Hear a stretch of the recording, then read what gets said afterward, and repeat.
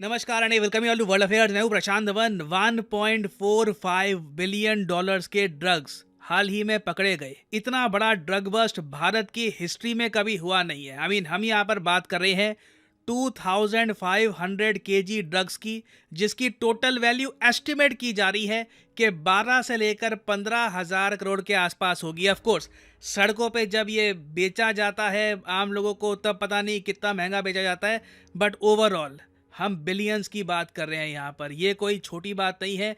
भारत के इतिहास में इससे ज़्यादा ड्रग्स एक जगह कभी पकड़े नहीं गए। और सबसे ज़्यादा चिंता की बात यह है कि किस टाइप का ड्रग पकड़ा गया है। हम यहाँ पर क्रिस्टल मेथ की बात कर रहे हैं, जिसको काफ़ी बार मेथाम्फेटामिन भी कहा जाता है। आज से कई साल पहले एक शो आया था ब्रेकिंग बैड के नाम से। ये यूएसए में काफ़ी पॉपुलर हुआ, फिर दुनिया भर में काफ़ी फेमस हुआ। इस शो में दिखाया गया कि क्रिस्टल मेथ की लत यूएसए में किस हद तक फैल गई है। शो की कहानी बड़ी इंटरेस्टिंग थी। एक केमिस्ट्री टीचर होता है, उसे पता लगता है कि उसे कैंसर है, उसके पास गिनती के 2 साल बचे हैं जीने के। तो वो अपने आखिरी 2 सालों में एक ड्रग एम्पायर बना देता है। केमिस्ट्री में वो बहुत अच्छा होता ही है, तो बड़े स्केल पर वो क्रिस्टल मेथ ये प्रोड्यूस करता है और उससे मिलियंस कमाता है। ऑफ कोर्स इसका अंत बहुत ज़्यादा खराब होता है इन दी एंड। मगर ये शो ना सिर्फ यूएसए, दुनिया भर में सराहा गया था, क्योंकि इस शो में पहली बार दिखाया गया कि क्रिस्टल मेथ कितनी डेंजरस है। एक बार एक आदमी को इस ड्रग की लत लग गई तो मैं कहूँगा धीरे धीरे वो आदमी ज़ॉम्बी जैसा हो जाता है। दांत सड़ना स्टार्ट कर देते हैं, थिंकिंग कैपेसिटी कम हो जाती है। बहुत ही ज़्यादा बुरी लत होती है इसकी। छोड़ना भी इस ड्रग को बहुत ही मुश्किल हो जाता है। तो क्रिस्टल मेथ जो पकड़ा गया है वो भी 15,000 करोड़ रुपए का अरेबियन सी में। एक पाकिस्तानी को भी डिटेन किया गया है। ये एक चिंताजनक न्यूज़ है, क्योंकि इसका मतलब सिंपली ये है ड्रग ट्रैफिकिंग अब मेजर लेवल पर पहुंच चुकी है। डिमांड इसकी इतनी है कि इतनी बड़ी बड़ी मदरशिप्स निकलती हैं अरेबियन सी में। अब यहाँ पे आप कहोगे वेट, मदरशिप्स निकलती है और ये ड्रग्स पकड़े कैसे गए, ये कैसे मतलब हुआ कैसे, ये समझाओ। ये जो ड्रग बस्ट हुआ है ये सब किया गया है ऑपरेशन समुद्रगुप्त के अंडर। ये ऑपरेशन इंडियन नेवी ने स्टार्ट किया था आज से 1.5 साल पहले, और इस ऑपरेशन के अंडर ऑलरेडी 3,200 केजी का मैथाम्फेटामिन, जिसको मेथ या फिर क्रिस्टल मेथ भी आप कह सकते हैं, ये अभी तक सीज किया जा चुका है। थैंकफुली ये जो ड्रग्स हैं ये लोगों के शरीर में नहीं गए। मैं इमेजिन नहीं कर सकता कितने परिवार बर्बाद हो जाते अगर इतना सारा एडिक्टिव ड्रग स्मगलिंग के जरिए बेचा जाता। एक फैमिली में मैं आपको बता दूं कि एक आदमी को भी क्रिस्टल मेथ की लत लग जाए, पूरी फैमिली सफर करती है। तो ऑपरेशन समुद्रगुप्त के अंडर देखिए हमारी इंडियन नेवी को ये इंटेलिजेंस इनपुट मिला कि पाकिस्तान का जो बलूचिस्तान प्रोविंस है वहाँ से एक मदरशिप निकली है। नाउ मदरशिप क्या होती है? ड्रग स्मगलिंग में एक कॉन्सेप्ट है मदरशिप का। देखो अब आप समझ सकते हैं, एक जगह छुप कर बड़े स्केल पर ड्रग्स बना दिए, ठीक है। अब उस ड्रग्स को आपको दुनिया भर में फैलाना है। आपको श्रीलंका की मार्केट में उसको भेजना है, आपको म्यांमार, इंडिया, बांग्लादेश, हर जगह उसको भेजना है।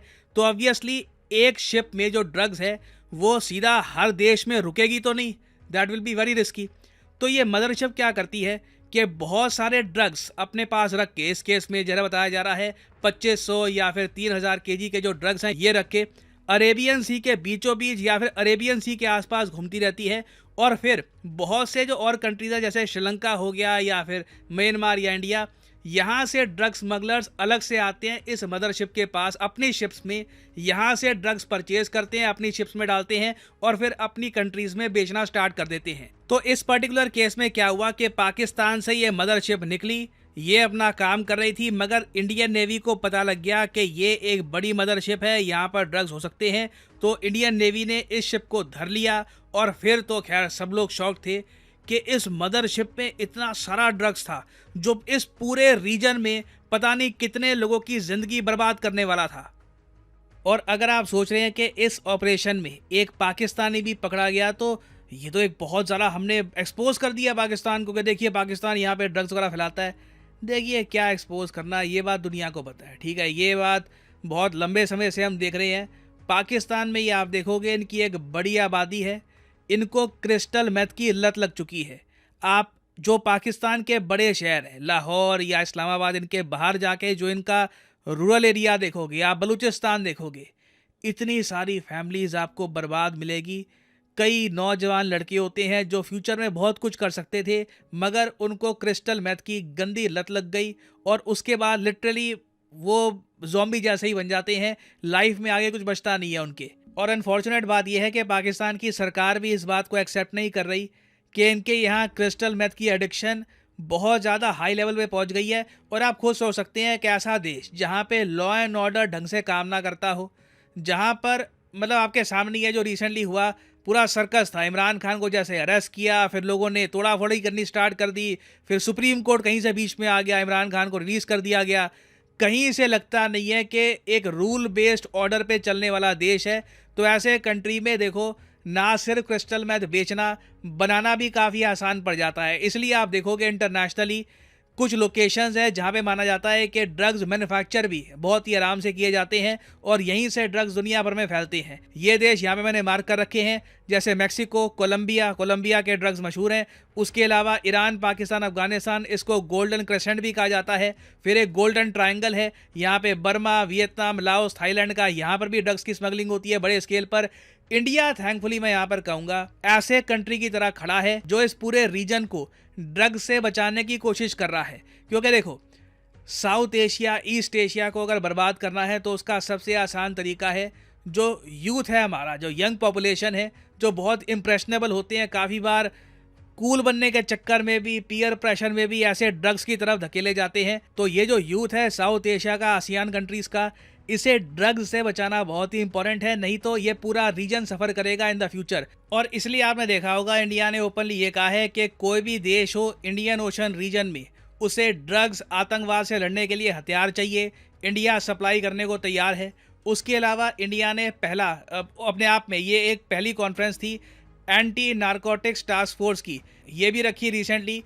इंडियन ओशन के बहुत सारे कंट्रीज़ को इनवाइट किया गया, यहाँ पर डिस्कशन हुआ कि कैसे ड्रग्स की प्रॉब्लम को हम रोक सकते हैं। बट इन दी एंड देखिए, सोर्स क्या है प्रॉब्लम का सबको पता है, और ये न्यूज़ ऑलमोस्ट हर 2-3 महीने में आती है। इस बार बहुत बड़ी न्यूज़ आई है, नहीं तो इससे पहले भी आप अगर देखो 2022 में ये न्यूज़ आई थी, 9 पाकिस्तानी नेशनल्स को पकड़ लिया गया जब ये स्मगलिंग करने की कोशिश कर रहे थे 250 केजी ऑफ ड्रग्स गुजरात के कोस्ट के पास।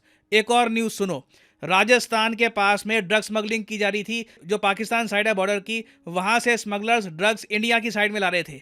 फिर काफ़ी बार ड्रोन्स का भी इस्तेमाल होता है। पंजाब में जो ड्रग्स की प्रॉब्लम है उसका मेन सोर्स पाकिस्तानी है। रिसेंटली देखा गया बॉर्डर सिक्योरिटी फोर्स ने 6 केजी ड्रग्स ये पकड़ लिए जब एक ड्रोन ये सब ड्रग्स इंडियन साइड में फेंकने की कोशिश कर रहा था। तो पाकिस्तान साइड से देखिए, चाहे अरेबियन सी हो या फिर बॉर्डर के जरिए हो, ड्रग्स इंडिया की साइड भेजने की कोशिश लगातार जारी है। और सैडली कोई इसका क्विक सोल्यूशन नहीं है कि अचानक से ये सब हम सॉल्व कर दे।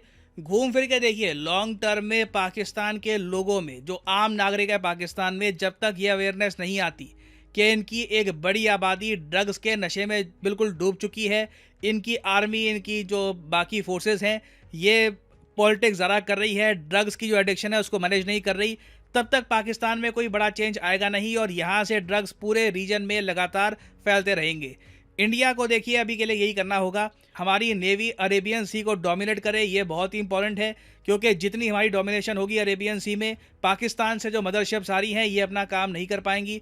बाकी देखिए, बॉर्डर्स पे ये ड्रोन्स के जरिए ड्रग्स वगैरह भेजते रहेंगे, कभी ये सक्सेसफुल होंगे, कभी ये लोग पकड़े जाएंगे, ये चलता रहेगा। बट मैं ये कहूँगा, thanks to our security forces, thanks to our navy specially, India में कई हज़ारों जानें बच गई हैं, कई हज़ारों घर इस मेथाम्फेटामिन, जरा जो ये जहर है, जो ये एडिक्टिव सब्सटेंस है, इससे अभी के लिए सेफ़ है।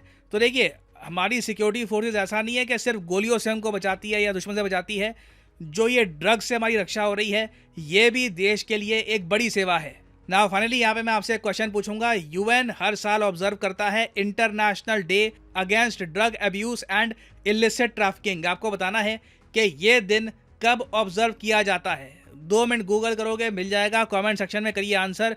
जो लोग सही आंसर करेंगे, इसके बारे में इंफॉर्मेशन देंगे, उनकी कमेंट को मैं हार्ट दे दूंगा ताकि बाकी लोग समझ पाएं कि सही आंसर क्या है। और फाइनली यहाँ पर मैं ये भी ऐड कर दूं कि आप किसी भी एग्जाम की तैयारी कर रहे हैं, चाहे एसएससी, यूपीएससी, बैंक, आप परचेज कर सकते हैं अनअकैडमी के क्वालिटी कोर्सेज।